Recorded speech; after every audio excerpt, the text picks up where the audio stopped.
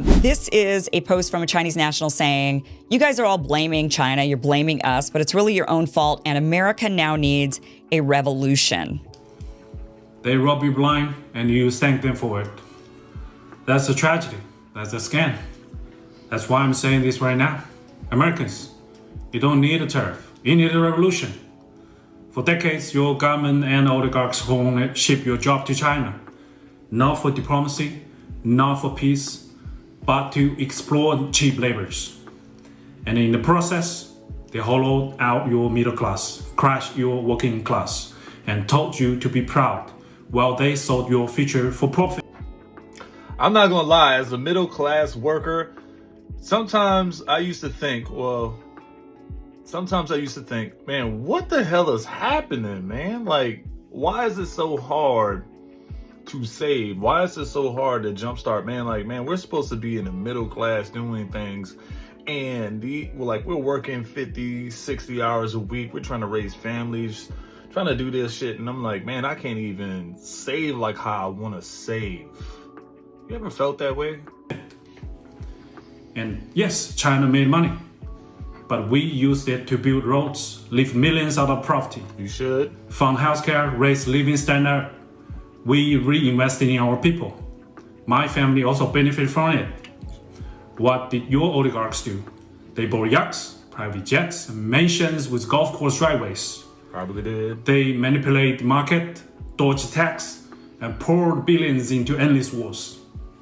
And you get stagnated wages, crippling healthcare cost, cheap dopamine, debt, and flagged wave property made in China while they pick your pocket. For 40 years, both China and the United States benefit from the trade, the manufacturing, but only one of us use that wealth to build. This isn't China's fault. This is yours. You let this happen. You let the oligarchs fit your lies while they made you fat, poor, and addicted. Now they blame China for mess they made. Oh man, no one's really, I wouldn't say it's a blame. Look, at the end of the day, man, shit, y'all went over there. If there was a beneficial relationship going on, it's really not a bad thing. A fair trade isn't a robbery is what we call it. You get what I'm saying? A fair trade isn't a robbery. Look, we supplied y'all work. We paid y'all for it. This is what y'all were asking for to get it done. We said yes. In return, we got cheaper products. It just sucks that a lot of the ugly stuff came about, from it, man. Like, we were supposed to be saving money, and when we did save money, what did we do from it? Well, the business owners went and just did other stuff with it, right? They're the business owners. Like, I don't know too much about the way China was supplying the governmental needs. We'll stay out of that part because we don't talk too much politics, but let's just talk about regular manufactured goods, items, clothing, and stuff like that. Man, we've been getting hooked up with cheap Chinese stuff, man. All right, it has not been a thing, and we know, and the average person knows when you're paying a little bit too much for stuff, and the value. If you're gonna go buy some $5 flip-flops, or let's just say we go to buy some flip-flops or some sandals for $20, you know when they're good or not. Or you can go to the dollar store and get the cheap $1 ones, right? You know what you're paying for, my guy. And you probably know they're both made in China. They're probably at different tiers, right? You probably got below tier, you probably got medium tier made products, and you probably got premium stuff. Like, let's just face it. There's different levels, man. Everything over in China, I can't believe is just barely poorly made. I'm pretty sure they got some fire, good premium stuff over there. Come on, let's just be real. But it does suck. When he said hollowed out the working class, I felt that hit at home because, man, dude, what are we working for? All right, if we can't work to save, if we can't work to, make additions to our house, fix our house, or do other things in our area, but yet, we're just working our lives away. That's tough, right? I really wish we had a little bit more benefits as the middle class. Why are Chinese factories all over TikTok right now? Manufacturers like these guys are sharing videos claiming to expose what goes into making designer goods. They're breaking down how little it costs to put together a product and how much people are then asked to pay once a logo is stuck onto an item. They claim designers like Hermes, who make the iconic but extremely pricey Birkin bag, actually get their bags made in China, ship them to Europe to add their branding, and sell them to US customers for way more than it costs to make. That's the opposite of what Hermes says on its website, which doesn't mention China and has a map showing where they operate in France. So what are guys like this on about? It's all to do with US President Trump's tariffs. He announced 145% tariffs on most things coming from China into the USA. A tariff is basically a tax on stuff that's imported from other countries. That means, in theory, companies bringing goods from China into the US would have to pay the tariff to the US government. But that increase in cost often gets passed on to the customer, who ends up paying more for the product. Now, Chinese manufacturers have appeared to start trade war talk to fight back. They want people to know just how much is made in China and how that shouldn't be a marker of poor quality. Well, that is just a little bit more of, when you think Chinese reputation, when they make stuff, you automatically think cheap, right? Hey, we don't know. I'm not a fashion designer, but if you're a fashion designer where you're going to get these bags, they're claiming that they're getting this from France, they're probably getting it from China for cheap labor. They're the ones that's going to be suffering. Like, I don't see us, I guess it's just more of the fashion and clothing, man. Like, to be honest, I think that little niche and category for sales and manufacturers is probably going to hit hard the most, because all you see now is these people, oh, you can get cheap Nike shoes, you can get cheap, shirts and stuff like that. I'm not the big one on buying $40,000 bags. So you're really not hurting my class. The average person is not going out there buying $20,000 handbags for their wife, average working man, And then you got to think that's not going to affect the large percent of Americans by knowing this information. Chinese content creators on TikTok are mocking President Trump's tariffs by sharing shopping hacks to buy products more directly. Several videos have gone viral from accounts aimed at US consumers on how to buy products directly from Chinese factories. The videos show items similar to both high street and designer brands, claiming money can be saved by leaving out the middlemen. As part of Trump's global trade tariffs, most Chinese imports into the US were hit with a tax of 145%. China responded with 125% tariffs on American products coming into the country. There are uncertainties over whether the factories shown in the videos are working directly with the brands they mention or simply producing very similar products. Yeah, very similar products. Yes, a bunch of knockoffs. We know it. They're taking clean advantage of this, bro. Why would they not be? Well, everybody's on the internet talking about, oh, you can get cheap stuff from China right now, straight from the manufacturer. All they got to do is slap a Nike check on it, some stripes. Y'all gonna buy it. So hold your horses, pump your brakes, do your research. This is even real. Taking full advantage of it, all right? And they're exploiting what they feel like is a demand and need, right? The demand is, well, what we need is, sorry, I'm messing that up. As Americans, we're like, okay, we're looking for a good deal, all right? All this talk about trades and tariffs and rising costs of this and that and economy and the housing market. You're like, okay, I could use a cheap deal. I can use a hookup. Of course, they're going to be in your ear about giving you the hookup. But is this really the real products? Or just very, very well-made similar products that's going to get you?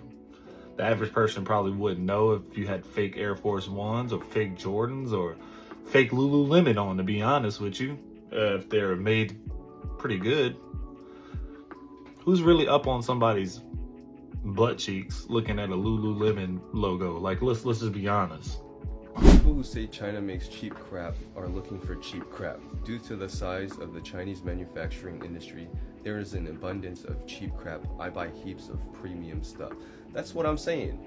Like, all the things that people order from China are going to be the cheap things. But I'm sure if you go to China, things aren't looking cheap over there. I mean, obviously, there are some poor villages and poor cities and stuff like that, but that's everywhere.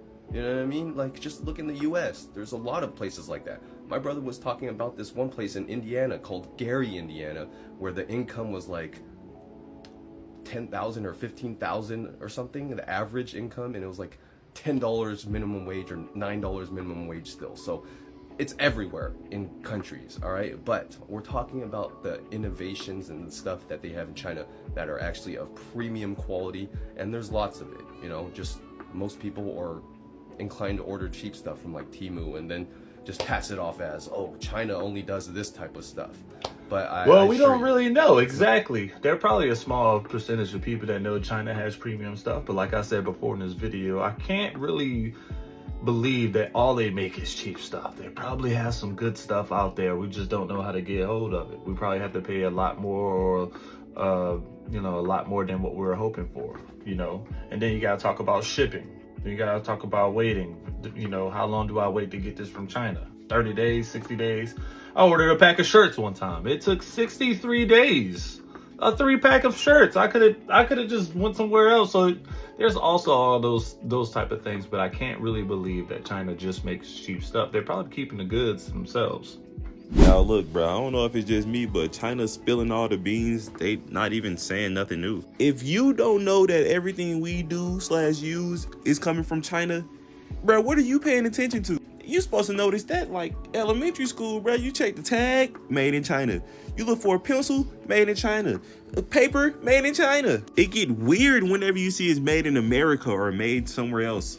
Like, all this is doing to me is just proving that people just choose not to focus on a lot of stuff in their life. Like, and that's not to say I'm the most focused person ever, but like, y'all surprised that them people in China are telling y'all that they make stuff for cheaper and they get upmarked here? That's been a thing. How are y'all like so new to this, bro? I don't get it. They've been talking about the labor everywhere else and how much they don't pay them everywhere. The sweatshops. Do y'all not hear? No, people choose not to care. They just don't care. So now they care when the tariffs hit and cheaper prices. Not a doubt, man. I'm pretty sure something on me is made in China. Even though some of these things say in Vietnam, I'm pretty sure something on me that you can see as a viewer is probably made in China. This hat, Vietnam. This shirt, Vietnam. These Apple Beats products, probably China. You know, probably China. These Nikes that I have on, Vietnam. These Adidas sweats that I just finished working out in, probably China. We don't, you know what I'm saying? Like, come on now.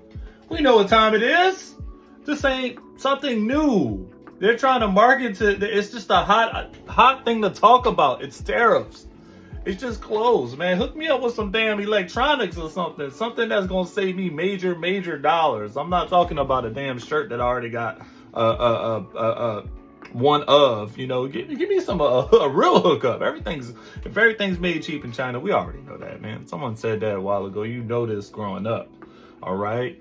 Yes, even the pencils. You know this. It's just manufactured over there for the cheap. You know this already. This is not nothing new. China underwent the most rapid expansion, urbanization, development of any nation in the history of the planet as a result of all of these orders coming from all over the world. Everybody trying to take advantage of the sweatshop labor.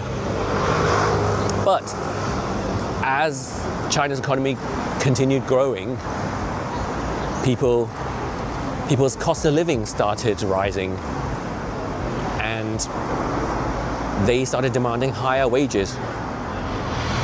And because the industry was so successful, people were able to demand rights, workers' rights.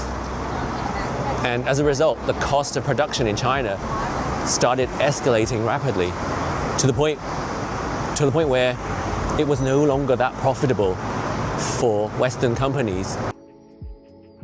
I can only imagine so, right? You're a growing economy. Everybody wants this and this and this. You gotta learn to adapt to what the person that's paying you to make this stuff is for.